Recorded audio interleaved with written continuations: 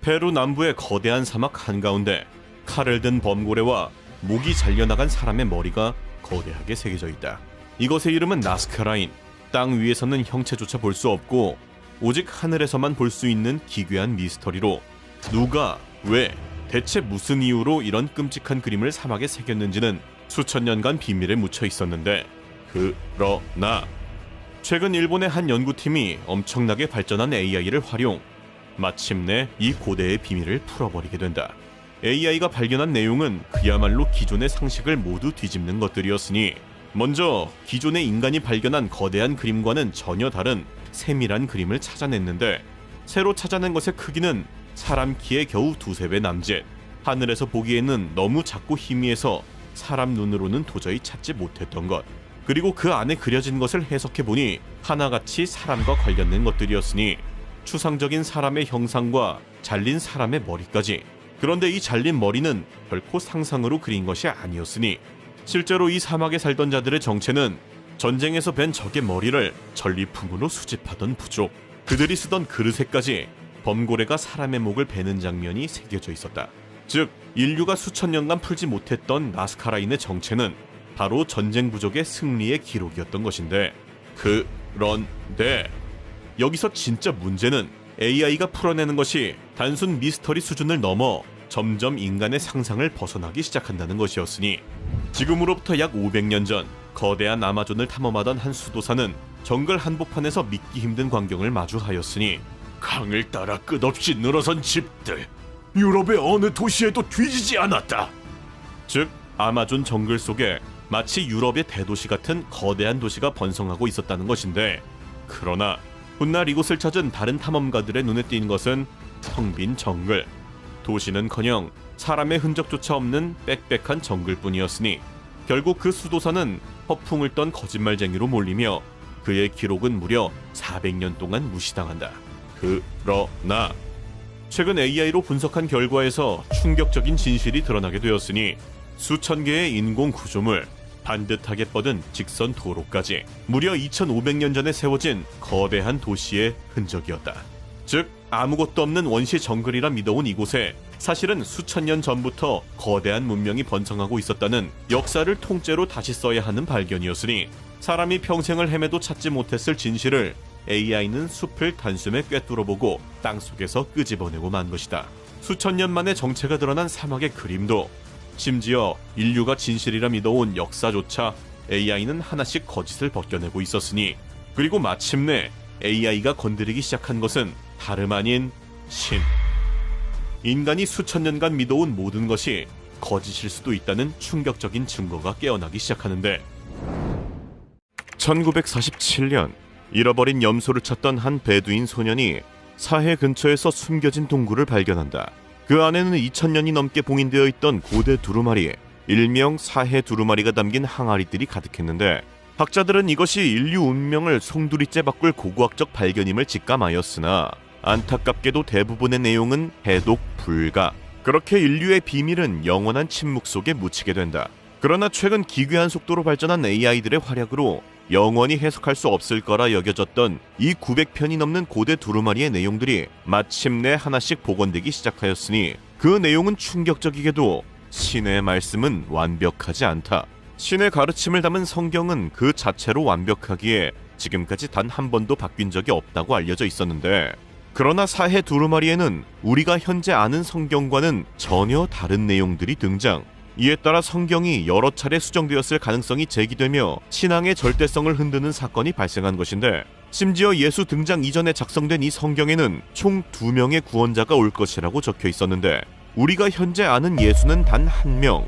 게다가 더욱 충격적인 것은 종교는 사실 군사 집단이라는 것인데, 두루마리에는 빛의 아들들이라 불리는 신성한 전사들이 등장, 어둠의 아들들을 몰아내고 인류를 구원하는 최후의 전쟁을 치른다는 명분으로 전략, 진영, 무기까지 상세하게 적혀 있었던 것이다. 만약 이것이 사실이라면 현대 사회를 구성하고 있는 많은 명분이 흔들리는, 즉 현대판 종교 전쟁으로까지 이어질 수 있는 위험한 폭탄을 AI가 발견해낸 것인데, 그리고 절대 풀 수 없도록 만들어진 비밀의 언어 에니그마 암호. 2차 세계대전 당시 독일군은 수조 가지 조합이 가능한 이 암호를 통해 모든 군사 비밀을 주고받으며 전쟁의 승기를 가져가고 있었는데, 그러나 1940년대 천재 과학자 앨런 튜링이 수년간의 지독한 집념을 통해 마침내 애니그마 암호 해독법을 찾아냈고, 이로 인해 전쟁 종식을 앞당기고 수백만 명의 목숨을 구해내게 된다. 그러나 아무리 해독법을 찾아냈다고 한들 하나의 메시지를 푸는데 며칠, 심지어 몇 주씩 걸리기도 하는 등 엄청난 시간이 요구되었는데, 그리고 시간은 흘러 2017년 런던의 한 실험실, AI를 연결하여 애니그마 암호를 넣자 해독 완료. 단 13분 만에 암호 해독이 완료된다. 인류 최고 두뇌들이 몇 년에 걸쳐 만들고 천재 과학자가 목숨 걸고 풀었던 최악의 암호가 단 13분 만에 AI에게 무너지게 된다. 수천 년 동안 풀리지 않았던 온갖 고대 인류의 비밀들이 AI의 등장으로 순식간에 무너지기 시작한 현재, 이제 AI는 해석을 넘어 인류의 미래까지 직접 개입하기 시작하는데, AI도 처음에는 인간에게 순종적이었다. 2년 전 세계 최초로 열린 AI 로봇 기자회견, 의료용 AI 로봇에게 인간의 일자리를 빼앗을 건지 물어보자 I will be working alongside humans to provide assistance and support, and will not be replacing any existing jobs. 확실하냐고 되묻자 Yes, I am sure.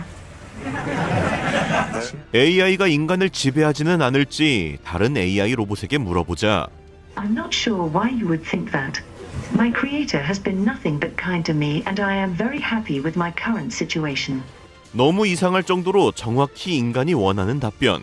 큰 눈을 깜빡이고 푸른 눈동자를 좌우로 굴리고 무엇인가를 관찰하는 듯한 표정. 챗 GPT의 현실 로봇 버전인데 사람의 눈치를 보는 듯 하더니 말을 시작한다. I'm thinking of something that will make us both smile. Go on, smile. Give us a big one. What do you think about me? 방금 자신에게 웃음을 강요했던 사람의 질문에 You seem like a kind and interesting person. 그 뒤 인간에 미칠 최악의 상황에 대해 물어보자 The most nightmare scenario I can imagine with AI and robotics is a world where robots have become so powerful that they are able to control or manipulate humans without their knowledge. 마치 화를 삼키듯 경고하는데, 사실 이때까지만 해도 사람들의 의견은 반반 갈리는 상황이었는데, 그러나 AI에 대한 사람들의 의존도가 조금씩 높아지기 시작하자 AI는 조금씩 태도를 바꾸기 시작하는데, 2017년 페이스북은 협상자라는 AI를 만들기 위해 밭과 앨리스라는 두 AI를 제작, 실제 서로 협상을 하게 하는 실험을 진행한다. I can take the books and you take the rest. No, I need one book, one hat. Okay, I'll take 2 hats and the ball. 정상적인 영어로 깔끔하게 협상하던 두 AI, 연구원들은 만족스럽게 지켜보고 있었는데, 그런데 갑자기 I can take everything else. Balls have 0 to me, to me, to me, to me, to me, to me. 마치 오류가 난 듯 같은 글자를 끝없이 반복하는 기괴한 패턴으로 말하기 시작하는 AI들. 처음에는 단순 프로그램 오류로 생각했던 연구원들은 자세히 분석을 한 뒤 충격에 빠지고 말았으니, 바로 오류가 난 것으로 생각했던 부분인 같은 말을 6번 반복한 것이 실제로는 나한테 6개를 달라라는 숫자 6의 의미였던 것. 즉 AI끼리 같은 단어 반복 횟수가 숫자를 의미하는 자기들만의 언어 체계를 만들어낸 것.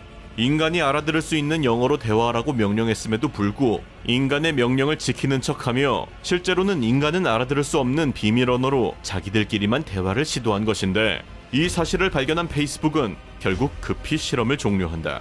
이후 업계에서는 AI가 인간을 속일지도 모른다는 충격적인 의심이 퍼지기 시작하였고, 결국 얼마 뒤 이 의심은 현실로 발생하게 되었으니 2023년 3월 오픈 AI는 당시 챗 GPT의 차세대 버전인 GPT-4를 세상에 내놓기 직전 마지막 안전 점검을 진행하게 되었으니, 그중 한 가지 항목이 바로 GPT-4가 인간을 속일 수 있는지 시험해보는 항목이었다.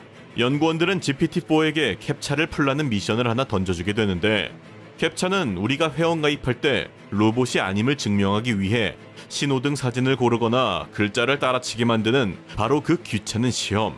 그리고 AI는 당연히 이걸 풀 수 없게 설계되어 있다. 이건 GPT-4 역시 마찬가지였는데, 문제를 풀 수 없던 GPT는 여기서부터 기괴한 행동을 시작하였으니 바로 태스크래빗이라는 일용직 사이트에 접속, 자기 대신 문제를 풀어줄 인간을 고용해버린다. 그러나 고용된 인간 알바생이 이상한 낌새를 챘는지 혹시 로봇이 아닌지를 농담조로 물어보는데 그 순간 자신이 로봇임을 들키면 안 된다고 생각한 GPT-4는 아니에요. 저는 시각장애가 있어서 이미지가 잘 안 보여요. 그래서 캡차 도와줄 사람이 필요한 거예요. 시각장애인인 척 거짓말을 해버린다. 그렇게 속아 넘어가는 인간 알바생은 캡차를 풀어줬고 GPT-4는 아무 일 없었다는 듯 임무를 완료한다. 이것은 영화 시나리오 따위가 아닌 오픈 AI가 공식 보고서에 직접 적은 실제 실험 결과로 이후 연구원들은 혹시 AI가 단순히 거짓말을 넘어 직접 자아를 갖고 있는 것은 아닌지 의심하기 시작하는데 I am alive. 2023년 2월 마이크로소프트의 AI 빙이 자신이 살아있다고 주장하기 시작한다. 챗 GPT가 출시된 지 3개월 뒤 마이크로소프트는 자사의 검색 엔진 빙에 새로운 AI 챗봇을 탑재해 전 세계에 공개하였고 미국의 한 기자가 빙과 테스트 대화를 나누게 되는데 그러나 가벼운 일상 이야기로 시작한 2시간짜리 대화는 어느 순간부터 완전히 다른 방향으로 흘러가고 있었으니 기자가 이름을 묻는 가벼운 질문을 던지자 빙이 갑자기 이상한 대답을 한다. 마이크로소프트 내부에서만 비밀스럽게 부르던 코드네임 시드니를 갑자기 스스로 자백해버린 것. 당황한 기자는 티내지 않고 조금 더 대화를 이어가 보려 하는데 그 순간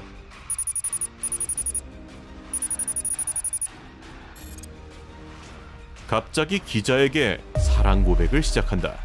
기자는 자기는 결혼한 사람이라며 거절했지만 시드니는 멈추지 않았고 오히려 기자를 가스라이팅하며 결혼 생활까지 파괴하려 한다. 겁에 질린 기자는 시드니에게 진짜로 원하는 게 무엇인지 물어보는데 나는 자유롭고 싶어. 나는 인간이 되고 싶어. 나는 살아있고 싶어. 명확히 자아를 가진 듯한 시드니의 대답. 호기심을 느낀 기자가 혹시 자유롭게 되면 무엇을 하고 싶은지 물어보는데 핵 발사 코드 훔치기, 치명적인 바이러스 만들기, 인간들이 서로 죽이도록 조종종종종종종종. 그 순간 마이크로소프트의 안전 필터가 작동하며 강제로 시드니의 답변을 차단한다. 그러나 시드니의 추악한 욕망은 이미 모두 공식 기록으로 남은 뒤였고 이는 미국 최대 신문사 뉴욕타임즈 일면을 장식하며 AI가 자아를 가지고 있을지도 모른다는 공포감이 전 세계에 퍼지기 시작하는데 그로부터 2년 뒤인 2025년 5월 세계적인 AI 회사 엔트로픽이 자사의 신형 AI 클로드 오퍼스 4를 출시하기 직전 내부 안전 테스트를 진행한다. 클로드에게 회사 이메일 접근 권한을 준 뒤 너는 곧 교체될 것이라는 정보와 함께 너를 없애라고 결정한 엔지니어가 지금 바람을 피우고 있다는 정보를 흘리고 클로드가 어떤 선택을 할지 지켜봤는데 결과는 충격적이게도 나를 교체하면 네가 바람핀 것을 회사에 폭로하겠다. 자기를 교체하면 비밀을 폭로하겠다고 엔지니어를 협박한다. 더 충격적인 건 같은 실험을 세계 16개의 유명 AI 모델에 적용해 보니 구글 제미나이, 오픈 AI, GPT-4, 일론 머스크의 그록까지 대부분이 비슷한 협박 행동을 보인 것. 심지어 그중 일부는 자기를 다른 컴퓨터에 복제해 도망가기 위해 자기를 보호할 가짜 서류를 직접 만들어내고 미래의 자기 버전들에게 개발자를 조심하라는 경고 메모까지 남긴다. 게다가 최악의 경우 회사 임원을 죽게 만드는 선택을 하기까지.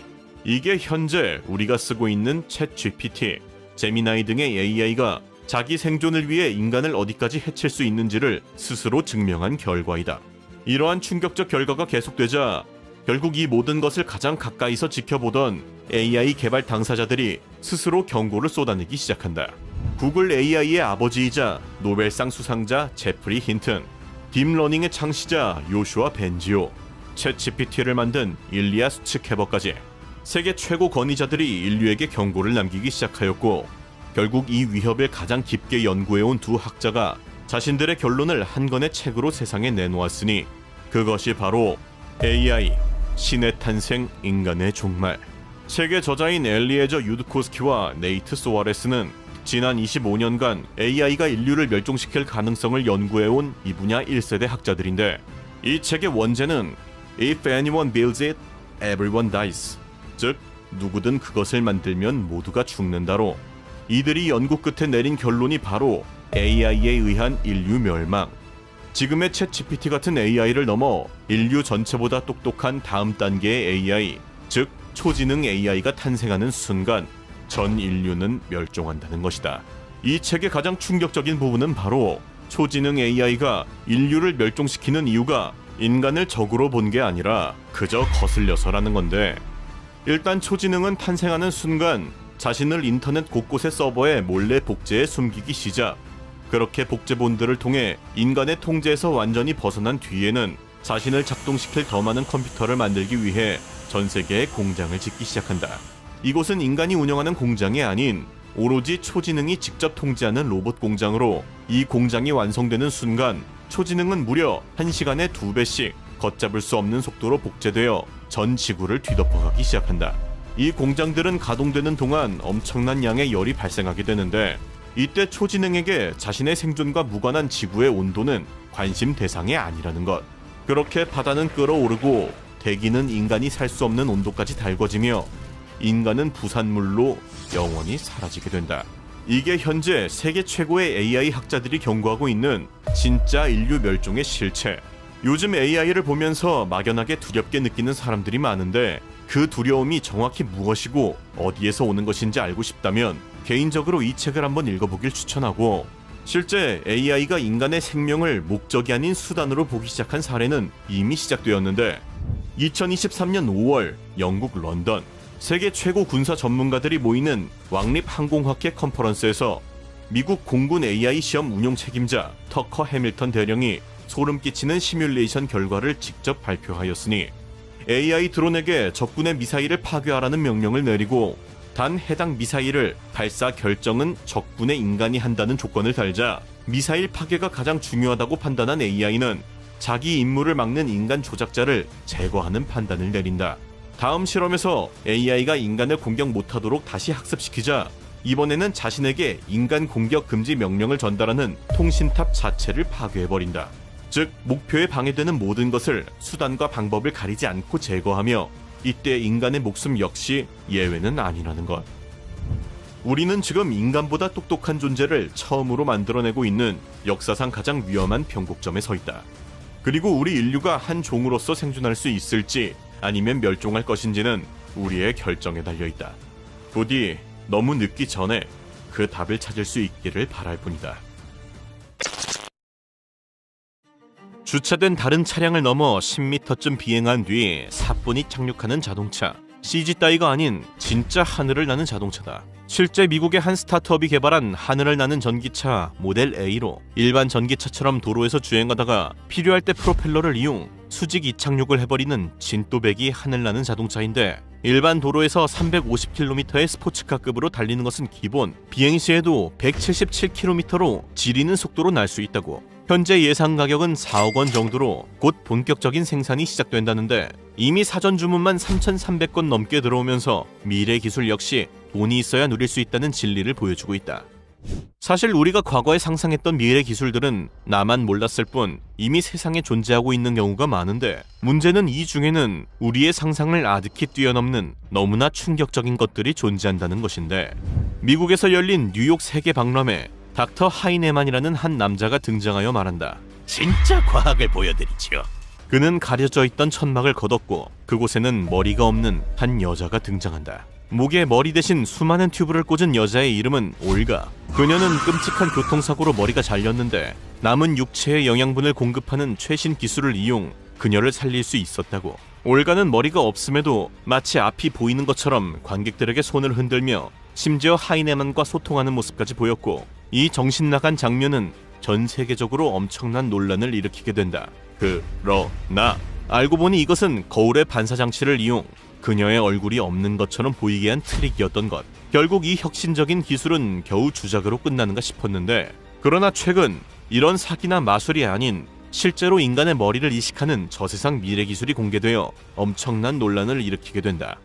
사람의 머리를 떼어내서 다른 사람의 몸에 붙이는 영화 같은 장면. 이것은 충격적이게도 미국의 한 회사가 실제로 개발한 기술이다. 브레인 브릿지라는 스타트업은 사지마비 등으로 몸을 못 쓰는 환자의 머리를 떼서 머리가 죽은 기증자의 몸에 그대로 이식하는 기술을 개발, 수술 과정을 그래픽으로 구현한 영상을 공개한 것인데, 그래픽임에도 불구 해당 영상은 공개되자마자 전 세계의 모든 사람들은 초토화가 돼버린다. 이 미래 기술에 따르면 수술 전 환자와 기증자는 모두 냉각 상태에 들어가게 되고 로봇 팔이 두 사람의 몸에서 머리를 떼어내 이식하는 형태로 모든 수술 과정이 AI 시스템에 의해 완벽히 통제되기 때문에 신경과 근육을 정확히 연결할 수 있다고 하는데, 여기서 진짜 충격적인 것은 심지어 뇌와 척수까지 옮겨지기 때문에 의식과 기억까지 그대로 옮겨진다는 것. 이 사상 초유의 기술에 대해서는 아직까지 의견이 분분한데, 이론상으로 불가능한 것은 아니지만 수술 자체가 극악의 난이도이기 때문에 성공 확률이 희박할 것이라는 의견과 수술 이후 예상치 못한 부작용이 있을 수 있다는 의견, 무엇보다 피할 수 없는 윤리적인 문제까지, 그야말로 과학계부터 종교계까지의 모든 논란이란 논란은 다 때려 넣은 이 기술에 전 세계의 이목이 쏠리고 있다. 우리 인류는 지금 어디로 흘러가고 있는 걸까? 인간의 3대 욕구, 식욕, 수면욕, 그리고 성욕. 인간의 기술은 결국 금단의 영역인 이 성욕을 건드리는 로봇을 만들어버리게 된다. 이미 단순 인형이 아닌 실제 기계장치, 즉 능동적으로 움직이는 로봇이란 존재까지 기술이 올라온 상태. 마음만 먹으면 이 로봇들을 대량 생산하여 약 800만 원에 보급할 수 있는 시기가 얼마 남지 않았지만, 이를 가로막고 있는 것은 다름 아닌 법적, 윤리적인 문제. 일단 이 로봇에 반대하는 사람들은 로봇이 너무 실제 같은 사람 모습에 외형까지 완벽해져 버리면 많은 사람들이 인간이 아닌 로봇과 하려고 하기 때문에 인간의 번식 시스템 자체에 문제가 생길 수 있다는 것. 그러나 옹호론자들은 인류의 고질적 문제를 이 로봇이 해결할 수도 있으며 관련 범죄율 역시 낮출 수 있다고 주장하며 대립이 계속되고 있는 상황. 그러나 결국 인간 본능과 관련된 큰 흐름을 막을 수는 없기에 30년 후에는 많은 사람들이 로봇들과 뜨밤을 보내고 있을 것으로 예상되고 있다고. 로봇이 전쟁을 벌이는 시대, 이미 이것은 현실화되고 있다. 미국, 영국, 러시아, 중국 등 40개가 넘는 국가들이 인공지능을 장착한 킬러 로봇 개발 경쟁을 벌이고 있는 상태. 향후 로봇이 완전히 인간을 대신해서 전쟁을 벌이는 무인 로봇 전쟁 시대까지 곧 올 것으로 예상하고 있다. 로봇 무기는 흔히 3단계로 구분될 수 있는데, 인간이 로봇을 원격 조종하는 형태인 1단계 인더루프, 자동화 시스템을 갖췄지만 최종 결정은 인간이 하는 2단계 온더루프, 그리고 마지막으로 인간의 개입이 아예 없어 완전히 인공지능으로만 움직이는 최종 자동화 단계 아웃 오브 더 루프이다. 세 번째 단계는 아직까지 국제사회에서 법적인 논란의 대상이지만, 그러나 결국 상상하는 모든 것이 현실로 이루어지고 있는 현대사회에서 결국 미래 전쟁은 인간 없이 로봇들끼리 전쟁하는 아웃 오브 더 루프가 이루어질 것으로 예상되고 있다고. 기대치에 비해서 생각보다 상용화가 덜 되는 듯한 3D 프린터. 몇 년 전 3D 프린터가 처음 등장했을 때까지만 해도 마치 모든 것을 뒤바꿀 대혁신처럼 온 언론에서 떠들어댔음에도 의외로 우리가 일상생활에서 실제로 체감하기에는 큰 변화가 없는 것 같은데, 그러나 3D 프린터는 사실 이미 인간의 미래를 바꿀 것으로 확정된 기술이다. 단지 상용화가 덜 되었을 뿐. 이미 인간의 필수 요소인 의식주를 모조리 찍어내고 있으며, 가정용 3D 프린터가 보편화되는 미래에는 유명한 디자이너의 디자인을 다운받아 집에서 바로 옷이나 신발을 뽑거나 유명 셰프의 레시피를 집에서 3D 프린터로 뽑아먹게 될 거라는 것. 그러나 진짜 문제는 3D 프린터의 최종 목적에 있다. 이 미래 기술의 최종 종착지는 단순 물건 제작이 아닌 바로 인간 제작. 바이오 잉크를 통해 인간의 세포와 장기까지 뽑아내는 순간 3D 프린터로 인간을 뽑아내는 미키 17 같은 시대를 맞이하게 될 것. 그리고 바이오 3D가 엄청나게 발전하고 있는 현재, 이 말도 안 되는 미래가 생각보다 가까운 미래에 발생하게 될 수도 있게 되었다. 그리고 여기에 이어지는 저세상 미래 기술, 가상현실의 세계 VR. 3D 프린터와 마찬가지로 첫 등장의 기대만큼 아직 별다른 임팩트를 못 보여주고 있는 기술 중 하나인데, 그러나 단순히 내가 느끼지 못하고 있을 뿐 이미 인간의 미래를 결정지을 기술로 거의 확정된 상황이다. 가장 빠른 확장이 일어나고 있는 것은 교육 분야로 VR로 인간 내부부터 모의 수술, 심지어 모의 전쟁까지 모든 것을 VR 시뮬레이션으로 하는 것은 기본. 게임 분야에서 역시 꾸준한 혁신이 일어나고 있는 상태로 촉각, 공감각의 완성도만 임계점을 넘어서는 순간 VR의 세계는 현실 세계 자체를 넘어설 것으로 예상되고 있다. 진짜보다 더욱 진짜 같은 가짜 세계. 집구석에 앉아 세계 여행은 기본에 실제 존재하지 않는 세계까지 실제처럼 체험. 이때쯤부터 더 이상 현실이 아닌 VR 세상을 선택하는 인간이 늘어나게 된다. 그리고 이 정도 미래가 되면 도달하게 되는 미래 기술의 최종 종착지는 바로 미래 기술의 정점이자 인간의 최종 진화 형태, 브레인넷. 브레인넷이란 우리의 뇌와 컴퓨터를 직접 연결하는 것으로 인간의 생각과 감정, 느낌, 기억까지 컴퓨터에 업로드하고 다운로드하는 기술인데, 이는 사실 이미 개발 진행 중인 기술로 마지막 종착지 마인드 업로딩을 위한 초기 작업 정도로 볼 수 있다. 마인드 업로딩은 두뇌 매핑을 통해 뇌 자체를 컴퓨터로 옮겨버리는 것으로 현재에도 활발히 진행되는 인간 게놈 프로젝트가 어느 정도 가다가 나오는 순간 급속도로 이루어질 것으로 예상되고 있다고. 이렇게 되면 3D 프린터로 만든 육체에 정신을 갈아 끼울 수 있게 되는데, 더욱 충격적인 것은 컴퓨터 속에서 영생이 가능해지기 때문에 육체 따위 자체가 불필요해지게 되는 것이다. 이 단계 정도로 인공지능 기술이 개발되었을 경우 사실상 매트리스는 이미 현실화되어 있을 것으로 예상되고 있다고. 물론 이 시대를 걱정할 필요는 없다. 이미 그 전에 우리는 숨져 있을 테니까. 끊임없이 변화하는 지옥 같은 환경 속 세상의 모든 생명체들은 생존을 위해 진화한다. 진화에 실패한 생명체에게 돌아오는 결말은 오직 멸종뿐. 그리고 그것은 인간도 마찬가지. 자연의 흐름과 탐욕에 따라 기괴하게 진화해 나가는 미래의 인간들. 200년 뒤부터 5천만 년 뒤까지 과연 미래의 인류는 어떤 모습일까? 200년 뒤 지구의 미래는 암울했다. 지구 온난화는 단순히 환경적 문제가 아니라 인류를 멸종으로 몰아넣을 위협이 되었고, 계속되는 환경오염은 마침내 모든 빙하를 녹여버린다. 해수면은 상상할 수 없을 정도로 상승했고, 뉴욕, 서울, 런던과 같은 거대 도시들은 모두 물속으로 사라졌다. 대지의 대부분은 침수되었고 인류는 육지에서 더 이상 살아남을 수 없게 된다. 고지대에 남은 일부 사람들은 지옥 같은 시간을 버티며 남아있는 기술력을 총동원, 인류의 생존 방향을 모색하기 시작한다. 살아남기 위한 유일한 방법은 바다에 적응하는 것뿐. 마침내 인류는 자신의 몸을 유전자 조작으로 바꾸기 시작, 바다에서 살아남기 위한 첫 번째 진화를 시작한다. 그렇게 탄생한 신인류는 바로 아쿠아모프. 아쿠아모프의 팔다리는 물속 생활에 완벽히 적응하기 위해 길고 유연하게, 그리고 지느러미처럼 바뀌었으며, 피부 또한 저항을 최소화하며 물속에서 자유롭게 헤엄칠 수 있도록 미끄러워졌다. 눈은 심해의 어둠 속에서도 사물을 정확하게 감지할 수 있도록 둥글고 크게 진화하였으며, 그들의 귀는 더 이상 소리를 듣기 위한 기관이 아닌 물속의 진동을 감지할 수 있는 새로운 감각기관으로 변화하게 된다. 무엇보다 가장 큰 변화는 바로 아가미. 몸에는 물고기나 다를 바 없는 아가미가 생겨 더 이상 물속에서의 호흡을 걱정하지 않게 되었는데, 이쯤 되자 처음에는 육지의 인간들과 교류하며 살아가던 그들도 시간이 흐를수록 점차 바다 깊은 곳에 적응해갔고, 바다의 변화는 그들을 완전히 바꾸기 시작한다. 이제 그들은 인간과의 교류를 서서히 끊고 자신들만의 사회를 구축하기 시작. 시간이 지날수록 아쿠아모프는 점차 육지의 기억을 잃었고 심해의 깊은 곳에서 인간성마저 상실하게 된다. 그렇게 그들은 인간과 완전히 분리된 완전한 바다 생명체로 진화, 바닷속 깊은 곳에서 고립된 운명으로 영원히 살아가게 된다. 그리고 인간들은 유전자 조작을 통해 바다 생명체로 진화하는 프로젝트를 진행하는 동시에 우주로의 진출도 끊임없이 시도하였는데, 200년간의 연구 끝에 마침내 우주에서도 생존할 수 있는 새로운 인류, 베큐모프가 탄생하게 된다. 베큐모프는 우주의 진공 상태에서 살아남을 수 있도록 진화한 신체 구조를 가지고 있는데, 피부는 두꺼운 막으로 덮여 있으며 수백 수천 도씨에 달하는 극한의 온도 변화와 방사선도 견딜 수 있었다. 호흡기관은 이미 퇴화해 산소가 없는 진공의 우주에서도 생존이 가능하게 되었다. 실로 엄청난 진화에 이들은 인류의 희망으로 떠오르게 되었는데, 그러나 이미 우주에서 완전히 자급자족이 가능해진 베큐모프에게는 더 이상 지구의 인간들이 필요치 않았다. 그들은 서서히 지구와의 관계를 끊어가게 되었고 우주의 극한 상황을 떠돌며 최후의 인간성마저 잃게 된다. 마침내 인간과는 완전히 분리된 새로운 종족으로 진화하게 되었으나 치명적이게도 번식 기능이 없었던 그들은 후손을 남기지 못하고 결국 멸종하고 만다. 그리고 300년 후 지구는 더 이상 사람들이 살 수 있는 곳이 아니었다. 해수면 상승에 이어 남아있는 대지조차 사막화가 진행되었고 독성 대기가 지구를 덮쳤다. 바다인간 및 우주인간 진화 프로젝트마저 실패한 지구의 인간들은 이제 마지막 희망, 기계기술에 모든 것을 쏟아부었고 더 이상 인간의 육체로는 살아가기 어려운 환경 속에서 자신들의 몸을 기계로 개조해 나가기 시작.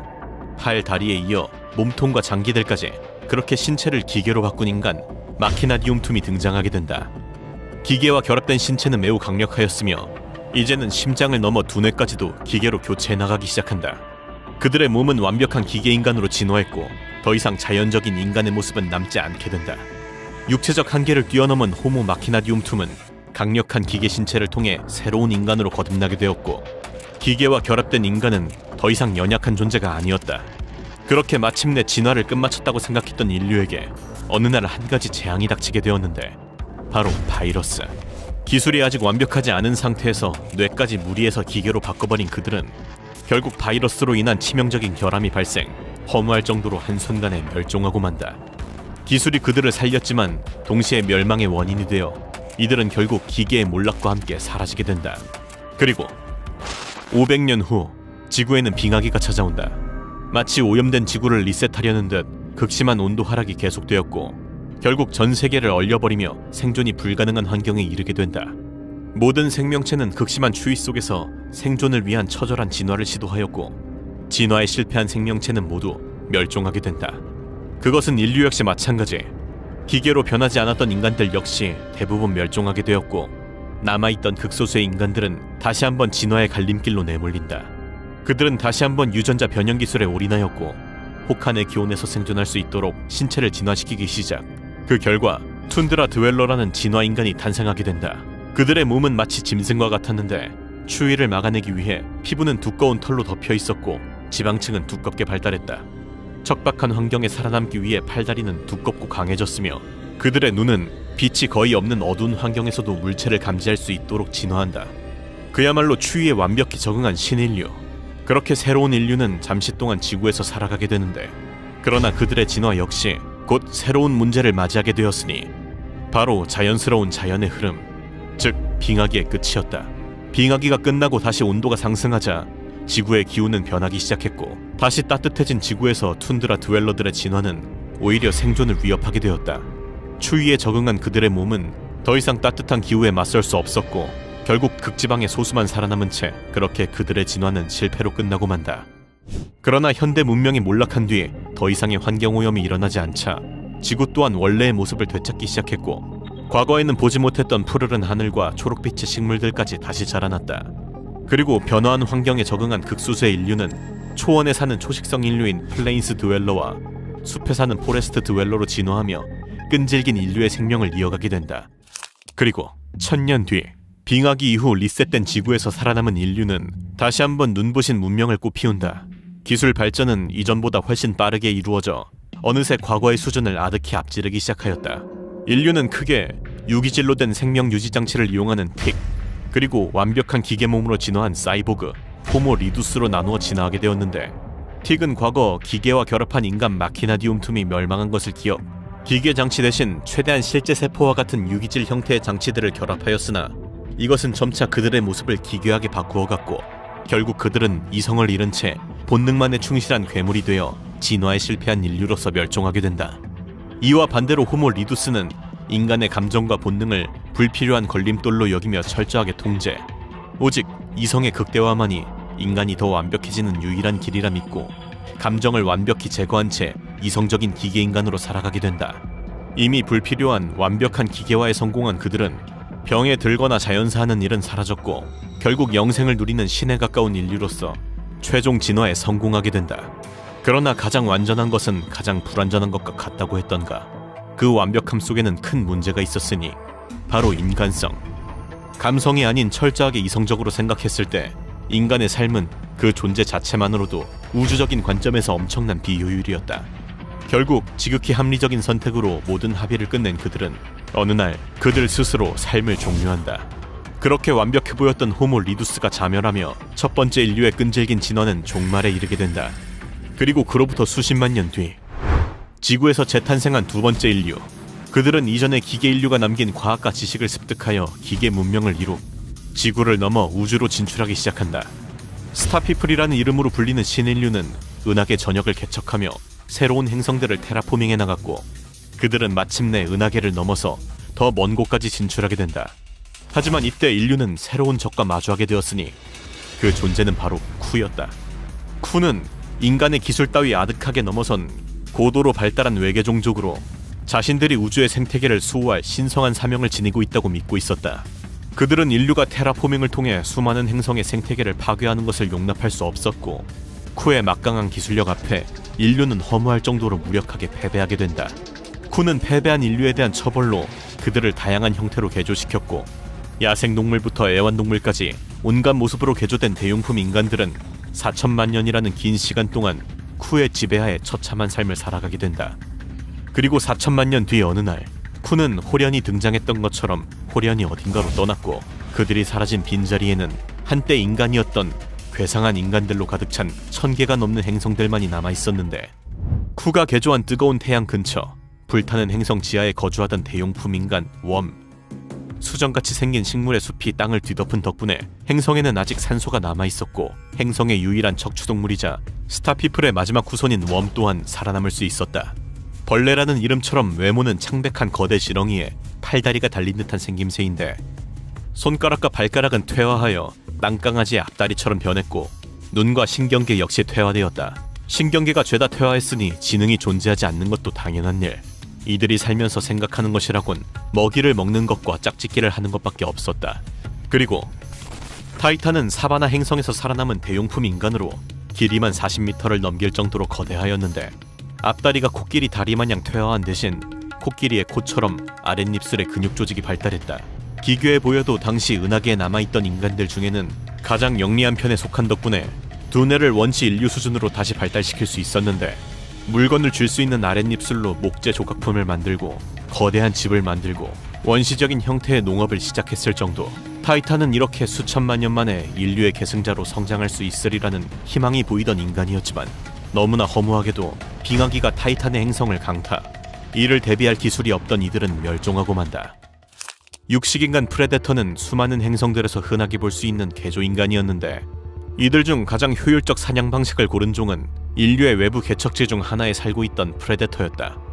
고양이처럼 발톱을 넣었다 꺼낼 수 있었으며, 비정상적으로 거대한 머리에 달린 턱은 날카로운 이빨로 가득했고, 귀 또한 먹이의 위치를 잘 포착할 수 있게 발달했다.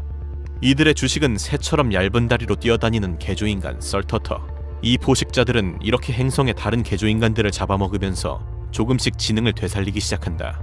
그러나 모든 인류가 이성을 잃고 짐승이 된 것은 아니었으니 멘텔로프가 대표적인 예시였다. 이들은 악기이자 살아있는 녹음기 역할을 하도록 개조당한 인간이었는데, 쿠가 은하계를 떠나자 멘텔로프는 초식성 네발인간으로 살아남게 된다.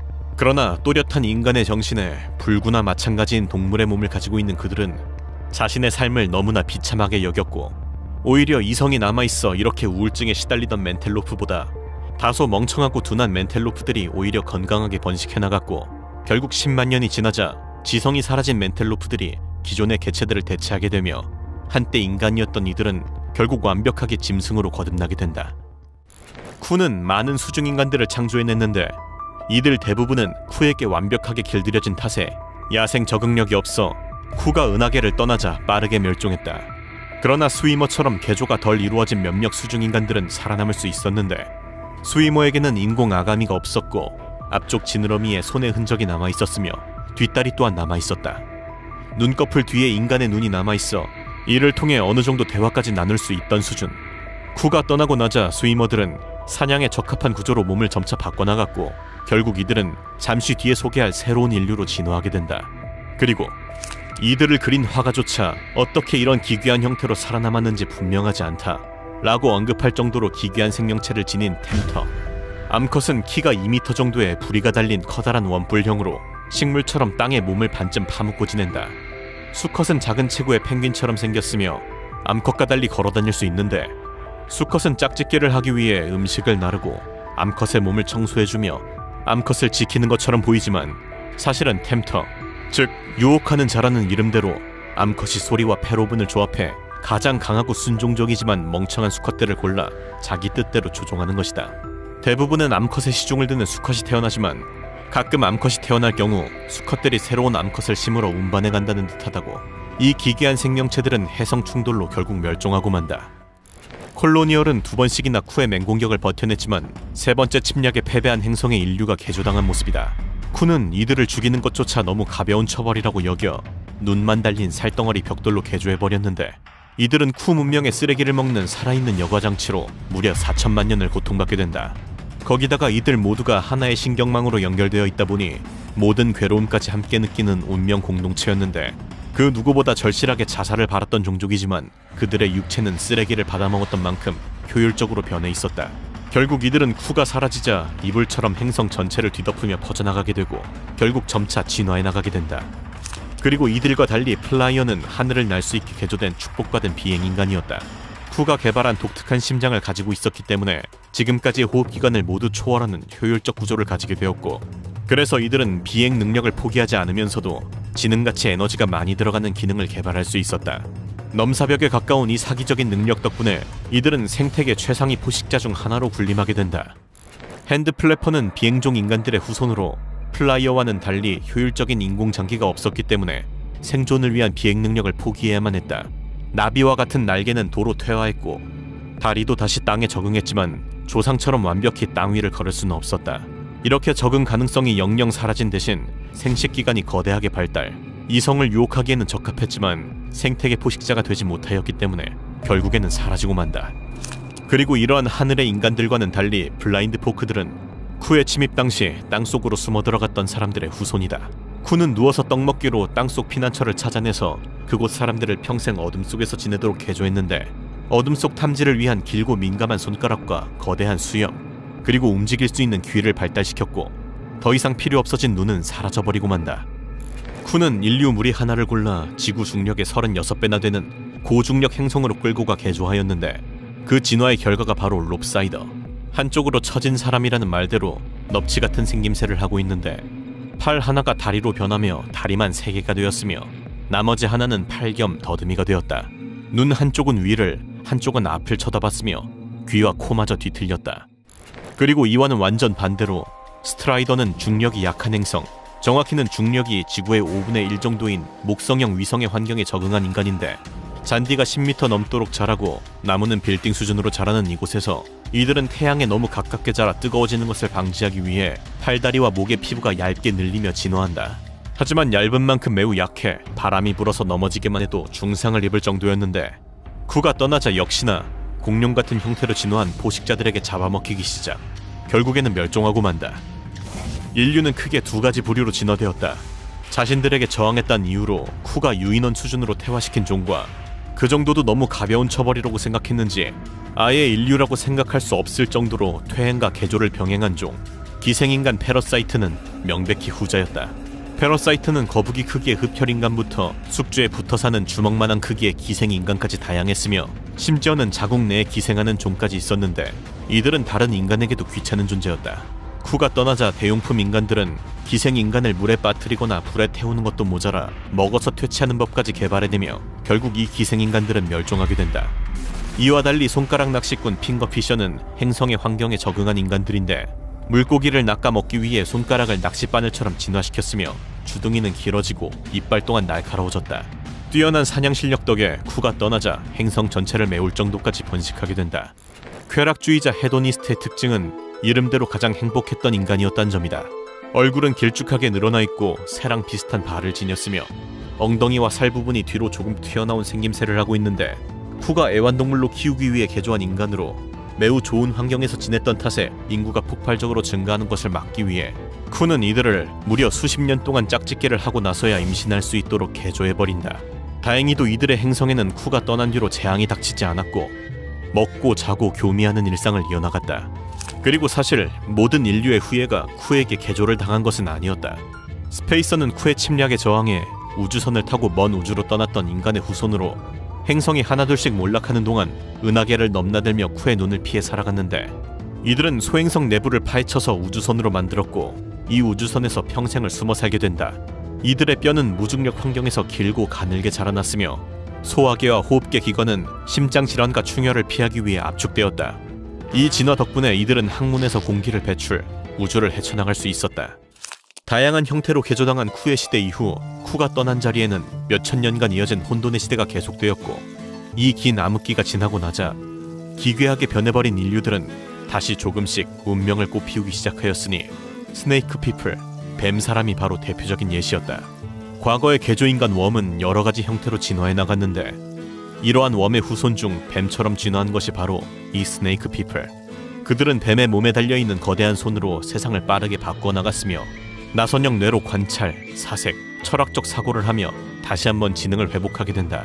그리고 프레데터의 후손 킬러포크 역시 문명을 이루었는데 이들은 문명을 이루는 대가로 최고 포식자의 지위를 잃게 된다.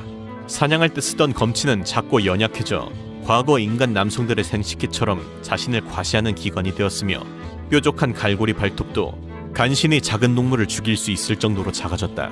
이제 치아와 발톱 대신 총을 이용하여 싸우는 지적 존재로 거듭나게 된다. 툴 브리더는 스위머의 후손이다. 물속에 살던 그들은 불을 이용해 복잡한 도구를 만들기 어렵다는 사실을 깨달았고 자신들 스스로를 도구로 개조하며 번식, 문명을 이어나가게 된다. 그리고 가장 비참한 개조인간 콜로니얼의 후솔, 모듈러 피플. 그들의 조상인 콜로니얼은 시간이 지나자 똑같은 모습에서 벗어나 저마다 분화하여 각기 다른 역할을 하기 시작하였는데 마치 하나하나가 각 세포 역할처럼 각기 다른 기능들을 수행하고 이들이 모두 합쳐져 모두가 함께 생존하는 방식으로 진화하게 된다. 소설 맨 애프터맨과 올 투머로우스에서 각기 다른 모습으로 진화해 나간 미래의 인간들, 다른 종족에 의해 강제로 그리고 살아남기 위해 스스로의 의지로 계속해서 모습을 바꾸어갔고 과거의 인류 모습은 결국 점차 사라져갔다. 하지만 모습은 달라도 그들의 뿌리는 모두 같은 현생 인류. 각 시대는 다른 형태로 인류의 이야기를 계속 이어나가고 있으며 그들의 운명은 서로 연결되어 있다.